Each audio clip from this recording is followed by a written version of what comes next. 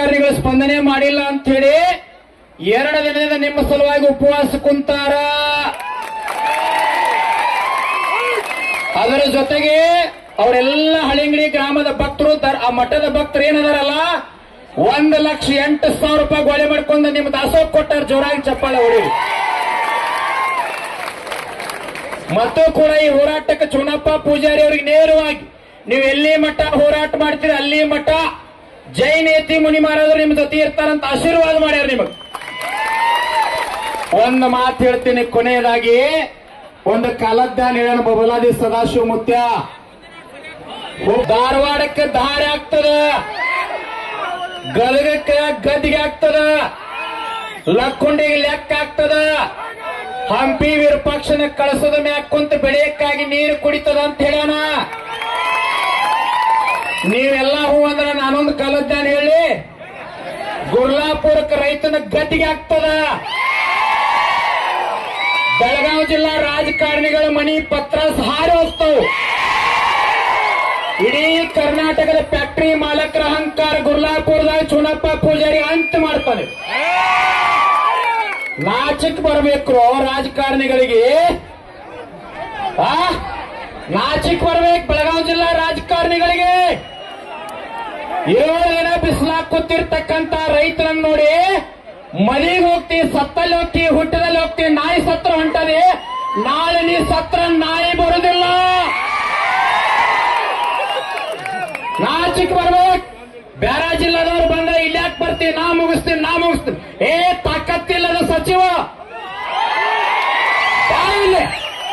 ನಿನಗೆ ಓಟ್ ಹಾಕಿದೀವಿ, ನಿನಗೆ ಮತ ಹಾಕಿದೀವಿ, ನಿನ್ನ ಗಾಡಿಗೆ ಎಣ್ಣೆ ಹಾಕಿವಿ, ನಿನಗೆ ಹಾಕೊಳ್ಳಕ್ ಅಂಗಿ ಕೊಟ್ಟು ಮಾಲಕ್ಕದೇನೆ. ನೀ ತಿನ್ನು ಅನ್ನ ನಂದೈತಿ, ನಿನ್ನ ಮೈಯಾಗ ಹರಿಯೋ ರಕ್ತ ಜೀವಂತ ಐತಂದ್ರೆ ರೈತರದೈತು. 7 ದಿನ ಕುಣಿಸಿ ಎಲ್ಲ ನಾಚಿಕ್ ಬರ್ಬೇಕು. ಎಷ್ಟು ಕುಂತಾನೋ ಬಿಸಿಲಾಗ ನಾಚಿಕ್ ಬರಂಗಿಲ್ಲ. ಆ ಲಕ್ಷ್ಮೀ ಹೆಬ್ಬಾಳ್ಕರ್ ತಾಯಿ ಮಾತಾಡ್ತಾಳ, ರೈತರಿಗೆ ಅನ್ಯಾಯ ಹಾಕೊಳಂಗಿಲ್ಲ. ತಾಯಿ ಒಂದಿಟ್ಟು ವಿಚಾರ ಮಾಡ.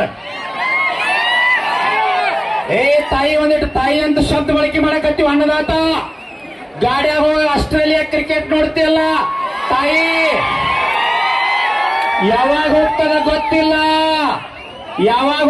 ಗೊತ್ತಿಲ್ಲ. ಮಾನ್ಯ ಸುರೇಶ್ ಅಂಗಡಿ ಹೇಳೇನು ಗೊತ್ತೈತಿ? ತಮ್ಮ ಸೌಂಡ್ ಹೇಳೋದು ಲಾಸ್ಟ್ ಕೇಳಿಸೋದು. ಇನ್ನೊಂದಿಟ್ಟು ಹೇಳೋದು,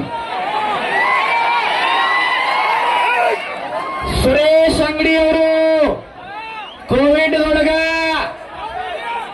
ದೆಹಲಿಯಿಂದ ಕೋವಿಡ್ದಾಗ ಸತ್ರ ಹೆಣ ಬೆಳಗಾವಕ್ಕೆ ಬರಲಿಲ್ಲ. ನೀವು ಸತ್ರ ನಮ್ಮ ಜಿಲ್ಲಾದವ್ರು ನಾವ ಹೆಣ ಎತ್ತವ್ರದೀವಿ, ನಾವ ಮಾಲಿ ಹಾಕವ್ರದೀವಿ, ನಾವ ತಮಟಿ ಬಡಿಯವ್ರದೀವಿ. ನಿಮ್ ಮನ್ಯಾಗ ಅನ್ನಿಲ್ಲ ಅಂದ್ರೆ ನಾವ ಅನ್ನ ಕೊಡವ್ರದೀವಿ. ಅನ್ನ ಕಸ್ಕೊಳಂಗ್ ಮಾಡಬೇಡ್ರು, ಬರೀ ಕೇಳಿದ 500 ಐತು, ನಿಮ್ ಮನೆ ಆಸ್ತಿ ಕೇಳಿಲ್ಲ. ನೀ ನಾಳೆ ಸತ್ತಾಗ ಬಂಗಾರ ಹಾಕಂಗಿಲ್ಲ, ಗೋಡೆ ಚೈನ್ ಹಾಕಂಗಿಲ್ಲ, ನಿನ್ನ ಕಾರ್ ಗಾಡಿ ಹಾಕಂಗಿಲ್ಲ, ನಿನ್ನ ಫ್ಯಾಕ್ಟ್ರಿ ಹಾಕಂಗಿಲ್ಲ, ನಿನ್ನ ಕೈಯಾಗ ಆಳುವ ಮೆಟ್ಲು ಹೊಡಿತಾರ. ನೀನು ಏನೋ 7 ದಿವಸ ನಾಚಿಕ್ ಬರಂಗಿಲ್ಲ, 7 ದಿನ ನಾಚಿಕ್ ಬರಂಗಿಲ್ಲ ರಾಜಕಾರಣಿಗಳಿಗೆ. 2 ಜನ ಸಚಿವರು ಅದೇ ಇಲ್ಲಿ ರಾಜ್ಯ ಗಡಗಡಗಳ ನಡಕ್ತಾವೆ. ತಾಕತ್ತಿದ್ರೆ ಮುಂದಿನ ಸಾರಿ ಆಶ್ವಾ ನೋಡ್ತೀನಿ. ಏನು ರಾಜಕಾರಣ? ಸತ್ತು ಉಲ್ಟವೆಲ್ಲ ಮುಖಂಡ್ರ ಉಪವಾಸ 3-4 ಗಂಟೆ ಮಟ್ಟ ಯಾರೋ ಅನ್ನ ಹಾಕಾಕತ್ಯಾರ.